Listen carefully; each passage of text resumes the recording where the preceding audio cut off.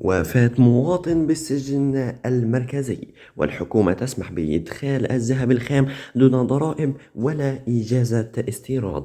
والصحة تعلن 250 دينارا رسوم إصدار شهادة بسجل الأدوية والمنتجات الطبية الضرورية المصرح باستيرادها تلبية لبنود الاستخدام المعتمد. وإيقاف تسجيل الطلبة الكويتيين في بعض مؤسسات التعليم العالي بالولايات المتحدة الأمريكية. والمخابرات العسكرية الفرنسية تعلن انفجار مستشفى غزة ليس بسبب غارة صهيونية إسرائيلية. والشعلة يحقق في مخالفة مالية وقعت بالموانئ الكويتية. ووزير التربية عجز شديد بالمعلمين في المدارس، وهذا بسبب سوء التوزيع. وتعديل قواعد وأحكام ومنح الإجازات المرضية، راتب كامل لأول 15 يوما، ونصف راتب للثانية، وربع راتب للثالثة. نتابع معكم في هذا الفيديو نشرة أخبار الكويت وآخر أخبار الكويت لليوم الأحد 22 من أكتوبر 2023. وفاة مواطن بالسجن المركزي. توفي مواطن محبوس قضائيا داخل السجن المركزي، وهذا بعد سقوطه أرضا بالعنبر. وأبلغ مرافقيه الأمن، وفورا تم طلب الإسعاف وإحالته إلى الطبيب، وتبين أنه فارق الحياة. وتم تسجيل قضية وإحالة الجثة إلى الطب الشرعي لمعرفة أسباب الوفاة، فيما تتحرى المباحث بدورها أيضا عن الواقعة. الحكومة تسمح بإدخال الذهب الخام دون أي ضرائب ولا حتى إجازة استيراد. أقرت الحكومة السورية مشروع الصك التشريعي الخاص بمستوردات الذهب الخام، بحيث تم إعفاؤها من جميع الضرائب والرسوم. ونشرت صحيفة تشرين الحكومية مضمون الصك التشريعي الذي نصت المادة الأولى منه على إعفاء الشخص مدخل الذهب الخام من الحصول على إجازة استيراد الذهب المدخل والمدخل، ويسمح له بإدخال الذهب الخام بصحبة مسافر، كما يعفى من جميع الضرائب والرسوم المترتبة على عملية الاستيراد، بما في ذلك رسم الاستيراد ورسم التصديق القنصلي ورسم الطابع والرسوم والضرائب المحلية والمفروضة بموجب القوانين النافذة. إضافة لذلك يعفى من جميع الرسوم الجمركية والرسوم والضرائب الأخرى وبدلات الخدمات ورسوم الخزن والتأمين وغيرها. وحدد المشروع قيمة رأس مالي بالقطع الأجنبي مقطوع يتم استيفائه من الشخص مدخل الذهب الخام قدره 200 دولار لكل كيلو غرام يتم تحصيله من الأمانات الجمركية، ويحول إلى حساب الخزينة المركزية إيرادات مختلفة في الموازنة العامة. وسمح المشروع للسوري والأجنبي المقيم وغير المقيم بإدخال مادة الذهب الخام أي السبيكة التي لا يقل وزنها عن كيلوغرام واحد من عيار 24 قيراطا إلى الأراضي السورية.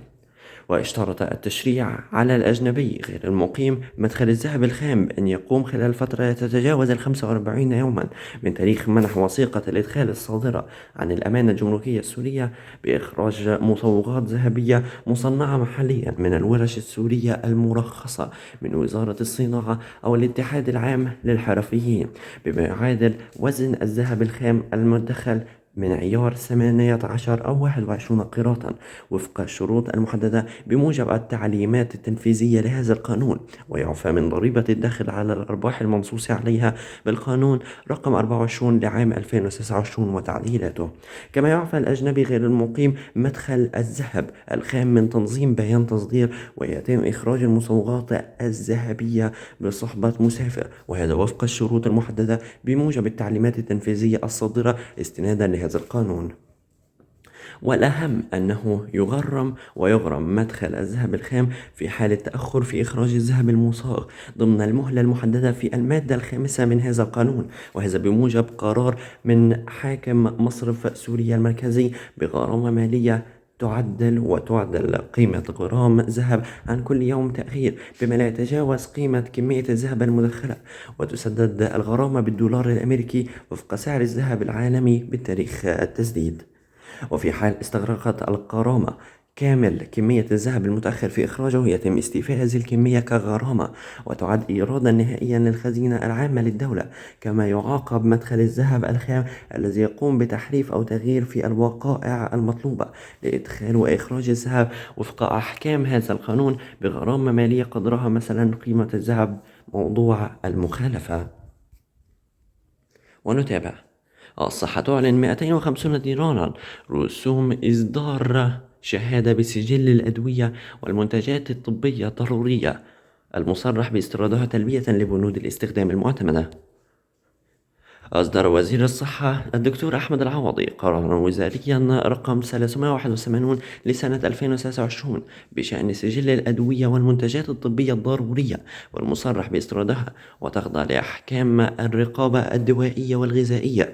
جاء فيه مادة أولى: يضاف إلى السجلات المعتمدة في إدارة تسجيل ومراقبة الأدوية الطبية والنباتية سجل الأدوية والمنتجات الطبية التي تخضع لأحكام الرقابة الدوائية والغذائية على النحو التالي: سجل الأدوية والمنتجات الطبية الضرورية والمصرح باستيرادها، وهذا تلبية لبنود الاستخدام المعتمدة لدى إدارة تسجيل ومراقبة الأدوية الطبية والنباتية وبعقود التوريد وطلبات الشراء من الجهات الطالبة وبكميات محددة تكفي لمدة 12 شهرا، وهذا وفقا للشروط التي تحددها إدارة تسجيل الأدوية الطبية والنباتية، ولا يتم بيعها أو إعارتها لغير الجهة المستوردة أو الطالبة إلا بعد موافقة إدارة تسجيل ومراقبة الأدوية الطبية والنباتية، ويتم متابعة حركة الأصناف واستخدامها من قبل إدارة تفتيش الأدوية. مادة ثانية: تسجيل وتسجل المواد المدرجة في السجل المذكور في المادة الأولى من هذا القرار، ويصدر لها شهادة قيد وفقا للمادة 38 من اللائحة التنفيذية للقانون رقم 28 لسنة 1996. مادة ثالثة: يتم تحصيل رسوم 250 دينارا عن استصدار الشهادة. مادة رابعة: تقوم إدارة تسجيل ومراقبة الأدوية الطبية والنباتية بالإفراج عن الشحنات الواردة والمرخص لها، وهذا وفقا للقرارات الوزارية المنظمة لذلك. مادة خامسة: يبلغ هذا القرار من يلزم لتنفيذه ويعمل به اعتبارا من تاريخه وينشر في الجريدة الرسمية. ونتابع. إيقاف تسجيل الطلبة الكويتيين في بعض مؤسسات التعليم العالي بالولايات المتحدة. أصدر وزير التربية ووزير التعليم العالي والبحث العلمي الدكتور عادل المانع قرارا بإيقاف تسجيل والتحاق الطلبة الكويتيين في بعض مؤسسات التعليم العالي بالولايات المتحدة الأمريكية. وجاء في هذا القرار مادة أولى: إيقاف تسجيل والتحاق الطلبة الكويتيين في مؤسسات التعليم العالي التالية: إنديانا يونيفرسيتي بكافة المراحل الجامعية والدراسات العليا في جميع التخصصات، ويونيفرسيتي أوف